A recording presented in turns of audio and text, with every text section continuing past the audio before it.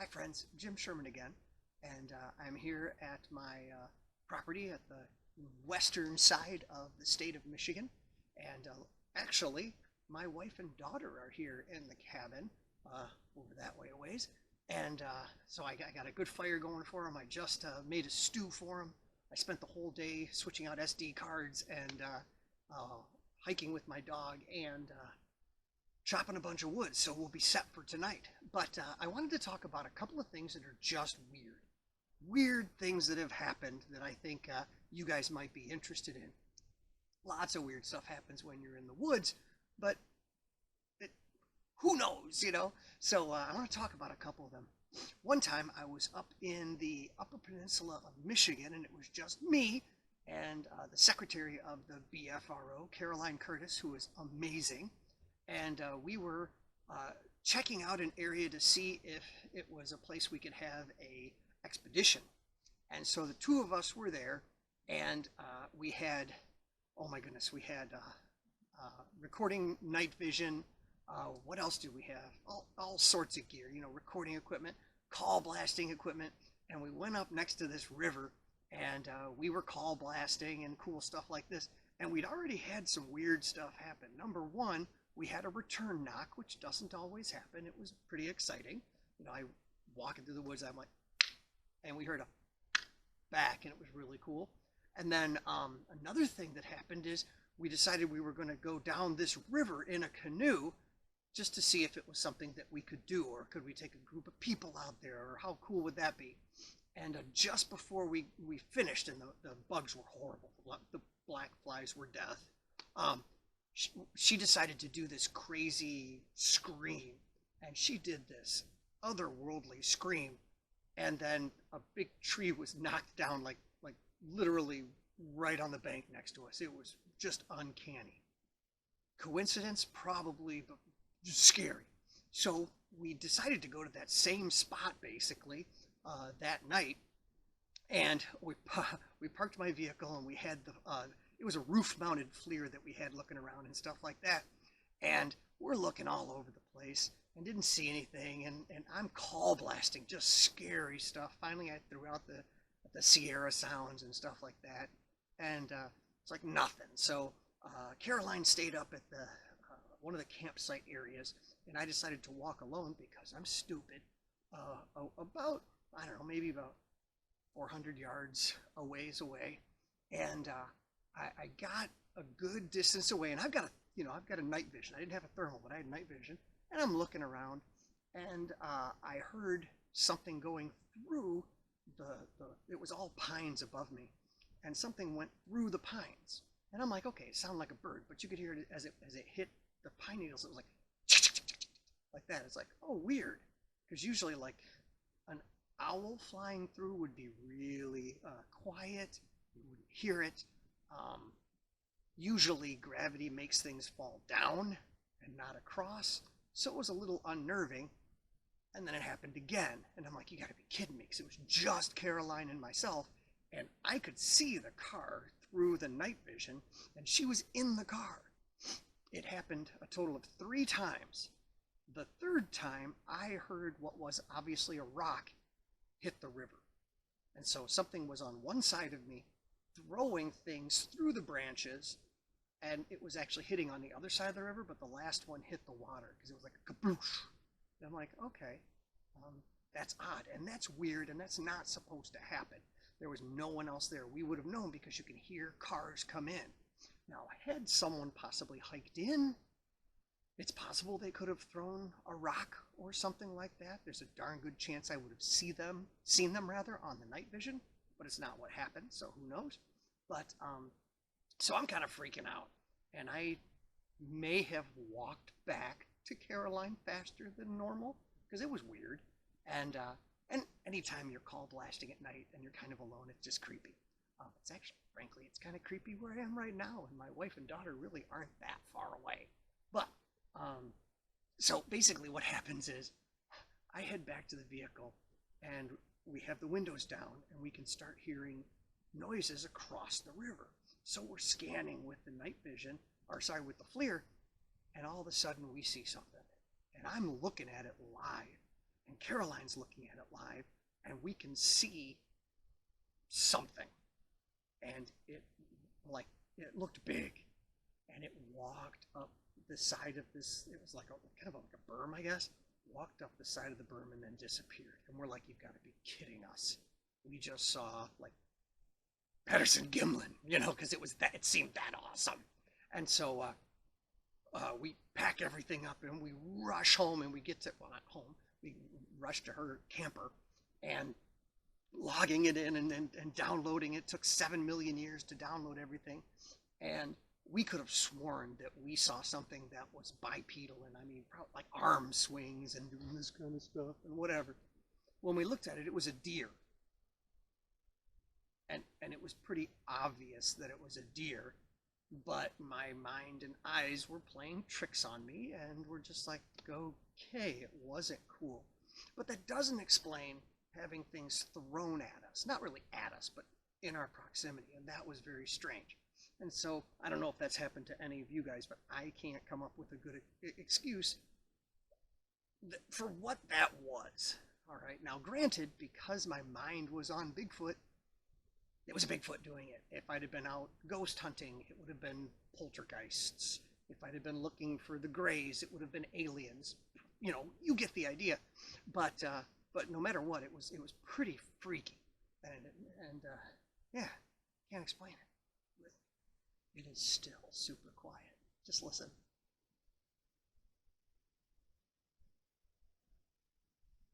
So basically anything out there knows that I'm out here because I'm talking. But the other thing that I want to tell you guys a little bit about, it happened, oh my goodness, in 2012. And I was going out, this is in Isabella County, and I was going out to set out just a little recorder. And I had to walk out into this field to set the recorder up. And I was alone, and I didn't have a light because that's kind of how I do things. And it was about as light as this. You guys can't really see, but because there's snow on the ground, you can kind of see a little bit. So I'm walking out there, and you can hear just me crunching. I'm obviously making a ton of noise. And I was heading towards, I knew that there was a barrel in the middle of this field. And so I'm kind of walking randomly towards this barrel, and I'm like, there's no way I'm going to find this barrel. So I'm like, okay, well, I'm going to keep these pine trees to my right. And if I keep the pine trees to my right, I'm going to be fine.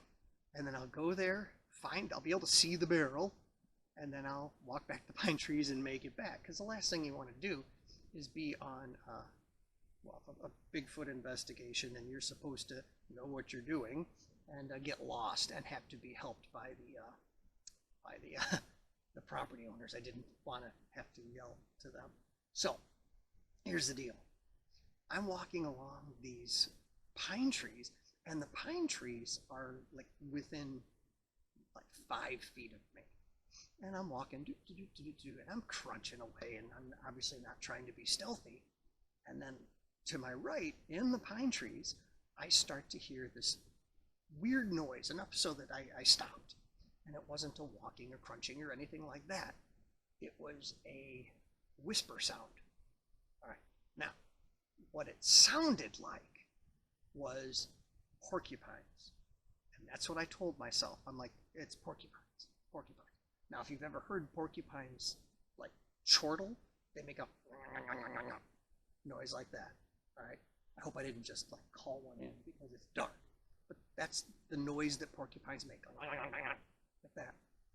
Well, I'm walking and I stopped and I heard this. Well, jeez, I can't. It wasn't quite like that. It was more breathy. That's a little bit closer, but just weird. And it wasn't a deer snort. It wasn't an elk. Don't know what it was. But the thing was, it was right to my right. And I'm like, oh, geez, porcupine. So I walked ahead through the snow and stopped again to listen. And again, directly to my right, I hear this. And it wasn't a bear. The date was February 11th. How I remember that, I don't know. But Yeah, just heard a bird out there. But it was weird because whatever it was following me. And then I couldn't hear it crunching. Off to my left, I started to get whistles. And usually there's not a lot of whistles that you hear at night in the winter. Like I just heard a whistle over there, which completely destroyed that story. But you get the idea. There just aren't a lot. And this was I can't even whistle because my lips are cold, but it was like a, let me get your attention type of a whistle. So I had whispering right here, whistling right there, and I'm just like, do I go back or what should I do? I ended up continuing on. I'm like, whatever. And I set my recorder out, didn't walk next to the pines on the way back. I'm not even gonna lie. I walked straight back to the barn. And then later at about 11:30, I had to go and pick up the recorder. Picked up the recorder, didn't have a single weird incident or anything like that until I started to listen to the recorder on the way home. And I should probably put that in here too so you can hear it. But on the way home, I started to hear, I heard, like you could hear me, walking away. And then maybe, I don't even know how long ago or how long afterwards, but there was some really weird howling and moaning and weird stuff that occurred. And I'll let you listen to that too.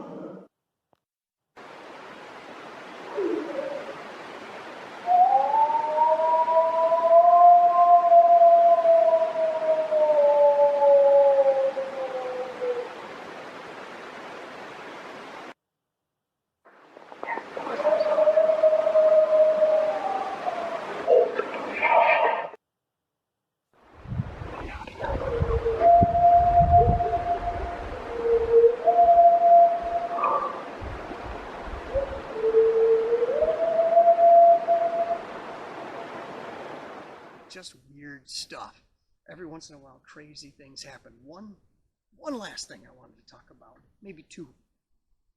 At that same location, some strange things happened.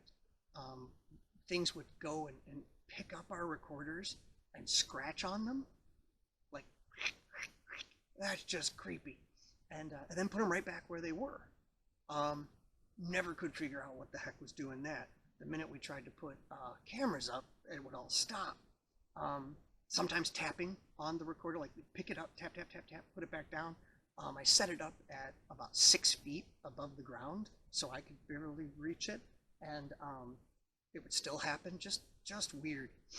But things around the cabin started to make noises like things around that barn. Goats, like there'd be sounds that sounded kind of like goats, but they weren't goats and they were coming from the wrong area. One of the times, this is the creepiest. Something was able to open a gate, and the gate, it's super easy for a person to unlock. You just kind of pull a thing, open it, walk through, and then you shut it like that. No big deal. Something walked past one of our remote recorders, walked underneath another remote recorder, stopped for a minute, sniffed, and then walked up to the gate. There's no reason to go in this gate. There was nothing in there. Opened the gate, shut it, and then made a sound that sounded like this. Hi.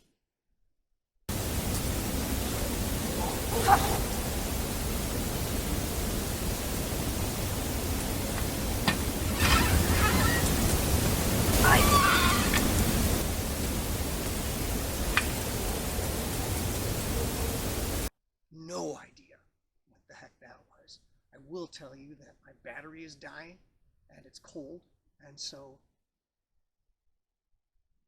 I'm going to leave you guys with a little bit of silence for a minute. This is amazing, but I hope you guys have a great night.